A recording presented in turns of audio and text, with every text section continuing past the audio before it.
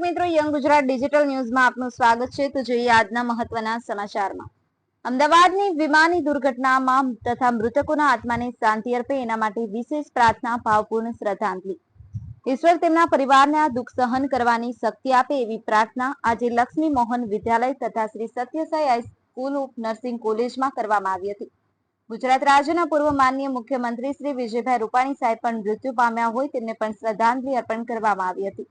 પ્રસંગે મૃતકોના સ્વજનોને હિંમત મળે અને સાંત્વના મળે સાથે શ્રદ્ધાંજલિનો કાર્યક્રમ આજે મહુવા તાલુકો વાસદા આયોજન થયું હતું। જે પ્રસંગે સંસ્થાના સંચાલક ડોક્ટર કમલેશ ઠાકોર, પ્રિન્સિપલ હર્ષાબેન ગર્ગ તથા નર્સિંગ કોલેજ તથા તમામ શિક્ષકગણ તથા સ્ટાફ હાજર રહ્યા હતા અને આ શ્રદ્ધાંજલિ રૂપે મૃતકોના પરિવારજનોને હિંમત મળે, સાંત્વના મળે તેવી શ્રદ્ધાંજલિ અર્પણ કરવામાં આવી હતી।